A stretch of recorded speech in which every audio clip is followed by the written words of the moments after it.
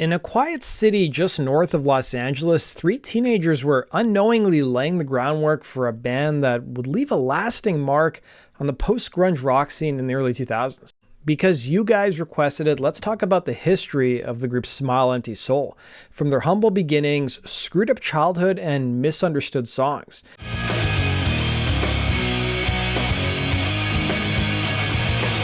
Before we get started, be sure to hit the bell notification icon and put all notifications on. I hear from a lot of my subscribers that they don't even get notifications when I post my videos. I would greatly appreciate if you guys did that. In addition to, of course, watching my videos and sharing my content. Let me know in the comments section what other topics you'd like to see me cover. The story of Smile Empty Soul begins with Shawn Danielson, who was born in 1982 in California. Raised in a family that valued artistic expression, his father owned busy Signal Studios in Santa Clarita, California. Shawn's childhood was steeped in music. His parents even played together in a band in high school. But they split when he was just a year old, and he spent his early years living with his mother, who was deeply religious. She ended up remarrying when he was 6 to a man from Maine, and that's where they resettled. But his mother and stepfather struggled to find work in Maine, so at the age of 7, his mom relocated the family to an abandoned summer camp that belonged to his stepfather's uncle on a lake in Searsport. For 3 years, he largely had no access to running water, heat, or even a bathroom, and he was homeschooled. Of course, he had no access to pop culture staples that we all take for granted, like TV, radio, and magazines. These set of circumstances obviously had a huge impact on Danielson, who told Artist Direct, "It was strange because we were basically alone for 3 years. I didn't see any other children or really anybody else in all that time. We were living in the middle of the forest, and in the winter we had snow blowing inside and no indoor ventilation. Of course, now I'm against the whole idea of organized religion." We'll talk about his songs regarding religion on their debut record later on. When he was 10, his family moved to Brewer to live in low-income housing, and he continued to be homeschooled until he was in the 8th grade. It was at the age of 11, he started learning piano while his mother took guitar lessons from a woman they knew at a local church. He cited alternative rockers from Seattle as a big influence, but he also went further back, citing Bob Dylan and John Lennon, calling Imagine one of the greatest songs ever written in one interview. You may say I'm a dreamer.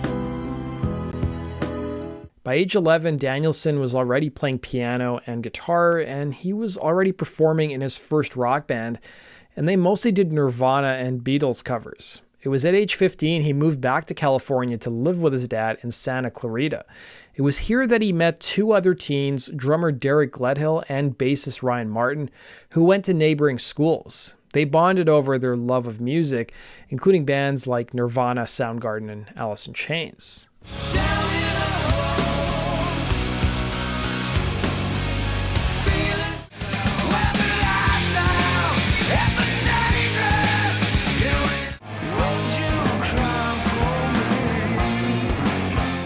They initially called themselves Heckler's Veto before landing on the moniker Smile Empty Soul. Danielson told IGN the origin of the band's name.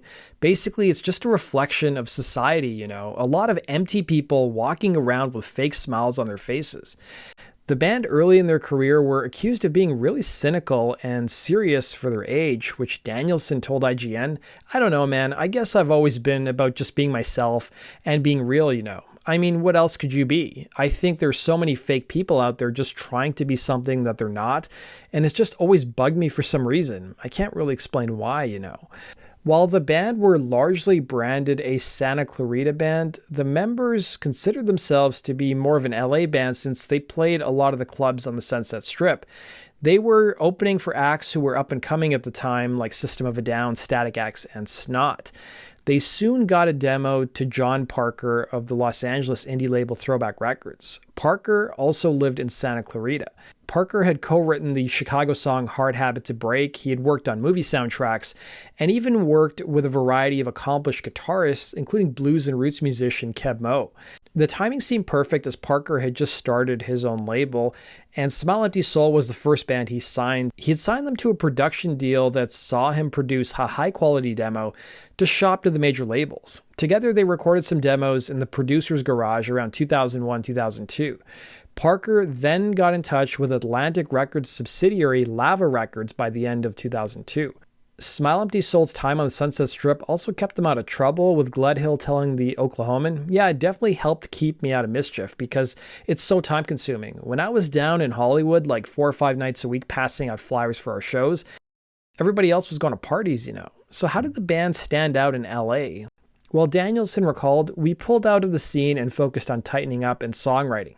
That's what got us noticed." The band entered the studio with producer John Parker to record their self-titled debut record, which was released on May 27, 2003. Their debut record captured the raw emotion and angst that define their music. They covered topics such as religion, war, and the disillusioned youth that they saw around them. Ryan Martin told The Signal, "All of our songs are original. They're about everyday things people go through. If you look at what people our age are going through these days in terms of relationships, politics, and religious issues, you can really relate to our music." The record featured deeply personal tracks like Bottom of a Bottle, which explored themes of addiction and self-destruction. I do it for the drugs. I do it. The song's lyrics raised some eyebrows with the line, "I do it for the drugs." Danielson told the Central New Jersey Home News, "It's not really for or against drugs. If you do drugs, I don't give a blank. That's your thing. The song is whatever makes you happy, whatever drives you to get through your life. It could be anything: religion, drugs, alcohol, relationships. For me, it's music." Danielson added that he does like to drink, but he doesn't do drugs. The band for a short period of time even got labeled as a drug band, something that irritated Danielson. He added, "We have this image from Bottom of a Bottle where people think we're this crazy drug band, and that's not what we're about at all. I don't want people to listen to Bottom of a Bottle and solely judge us by that. I can see how someone would say it's a gimmick song, but once people hear the record, it's not the case."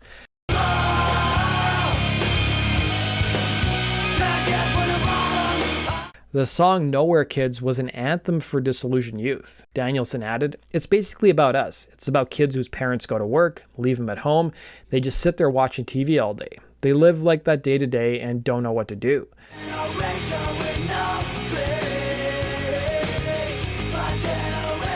The song's video depicted an all-American family that was plagued by dark secrets. Danielson wrote Nowhere Kids in 2002, building the track around a single guitar riff.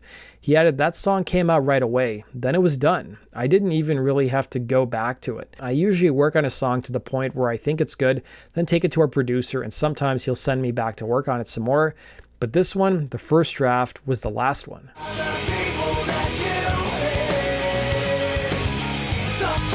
According to one report, the video was supposedly taken off MTV due to the Catholic abuse scandals that were going on around this time. The song was referred to in one interview as a modern successor to classic anthems like The Who's My Generation, The Replacement's Bastards of Young, and Black Sabbath's Children of the Grave.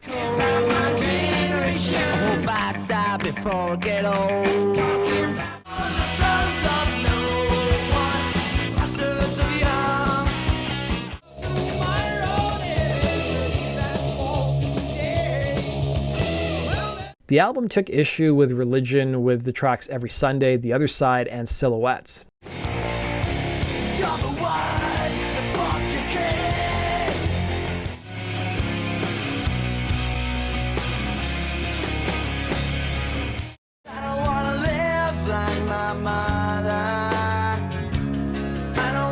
Danielson's said of the song Silhouettes, "Everyone in this world at one point has said they don't want to turn out like their parents. My mom lets religion rule her life, and I feel religion is kind of a safety blanket. If you're afraid, you cling on to religion, and I just don't want to be like that. My dad works really hard but doesn't have a passion for anything. That's definitely not me." Danielson added that despite all the turmoil he underwent in his childhood, he was still on good terms with both of his parents. But as for the lyrical content in some of his songs, he did state about his mom, she was blown away by how much the album attacks her beliefs. She just couldn't understand it at first. Danielson also blamed religion for being responsible for most of the wars in human history. Speaking of war, Danielson was deeply anti-war on the album, as you have to remember the Second Iraq War was going on at this time. In the press, he openly criticized President Bush even touring with the words "GW Bush sucks" etched onto his guitar. He added, "More young people need to get up and vote, because if everyone went out and voted, we could definitely do it," and referring to the presidential election in 2004. He added, "That's our most political song. There are all these people who joined the military just because they thought it was going to help them straighten out their life or fund college or something, and then they end up fighting in this crazy war." Despite the messages in their songs, Smile Empty Soul didn't see themselves as being political like Rage Against the Machine. Danielson addressed other issues in politics, including abandonment and self-empowerment. While the band's name was an attack on complacency, they also took aim at people's ignorance. Danielson contemplated night after night being on stage, seeing fans singing along to their music, and he couldn't help but question whether they truly connected with the messages in his songs, or whether they were simply part of a society that passively accepts whatever's given to them, rarely questioning or seeking answers. Danielson told the Oklahoman, "I watch the news constantly and try to keep up with what's going on in the world because I think there's a problem with people my age. My friends, my girlfriend, everyone. They don't really care what's going on in the world. All they care about is what's happening in their own personal life.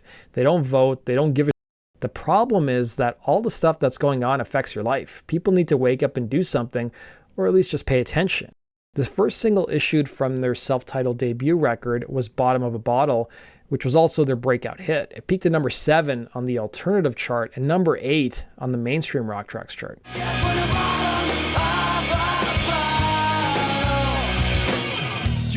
The single Nowhere Kids peaked at number 27 on the alternative chart and number 28 on the mainstream rock tracks chart.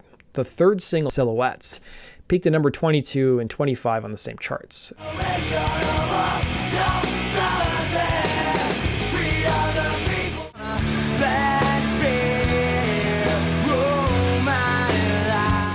The album went on to be certified gold by 2005, selling over 500,000 copies. They would tour alongside groups like Fuel, Trapped, Seether, and Puddle of Mud to promote the album. If you guys are interested, I recently did a whole video on Fuel's early part of their career. The aftermath of the album's success proved difficult for the band members. Danielson admitted, "We partied way too much. We drank and drank and drank, back to the point that I actually had to quit back in 2007. I gave up booze." He added, "Back in the day when we were getting music video play on MTV and our songs were all over radio, we were playing sold out shows every night, and it just feels like there's expectations on you to be a certain way or a certain thing. It's an interesting thing to cope with. I guess my way of dealing with it was drinking."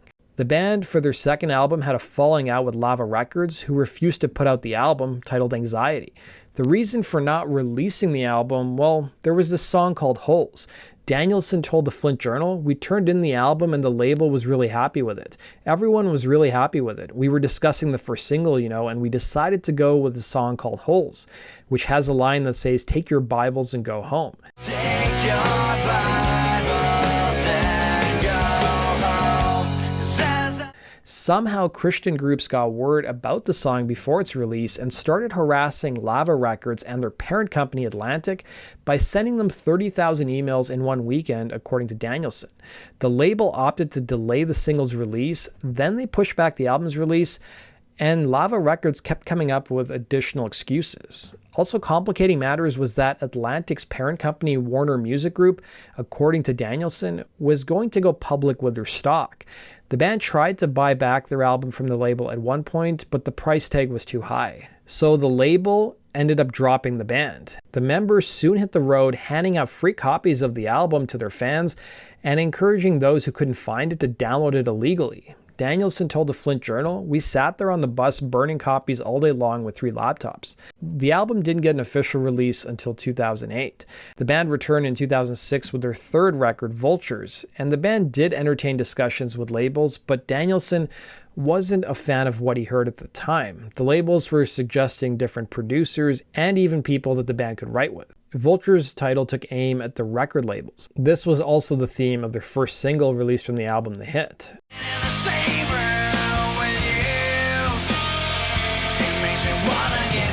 Religion was once again on their minds with the song Jesus is the Manager of Walmart.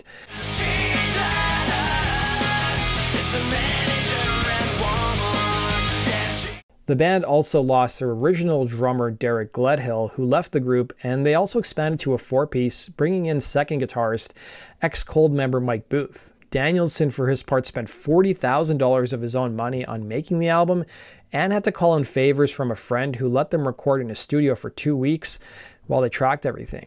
The album ended up debuting at the bottom of the Billboard 200 chart.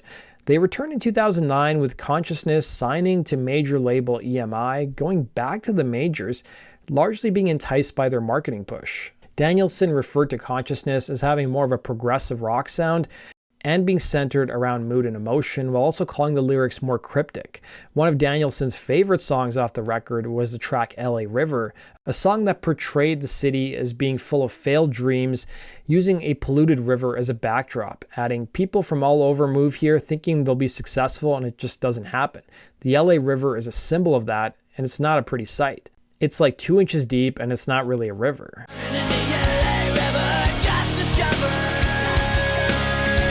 The songs Compromise and Stay Alive showed off the softer side of relationships, and the single Don't Ever Leave was the only single that charted, peaking at number 39 on the mainstream rock tracks chart.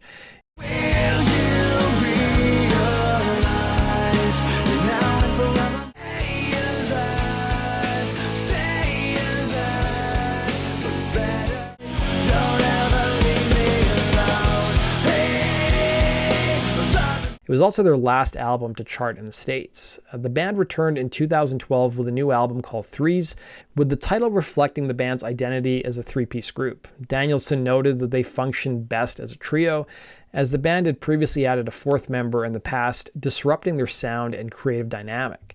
Danielson also noted that Threes is a heavier and more mature record than their previous works.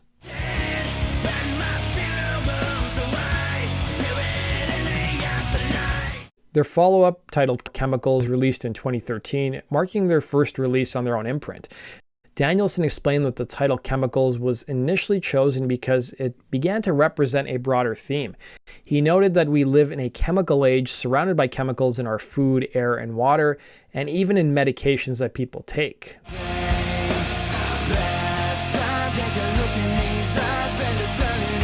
Danielson today is the only original member of the lineup still around. The band's most recent LP releases came in 2018 with Oblivion and 2021's Blackpilled. They've also put out a number of EPs over the year, and Danielson's also pursued a solo career. Earlier this year, the band dropped a new EP called Swan Song.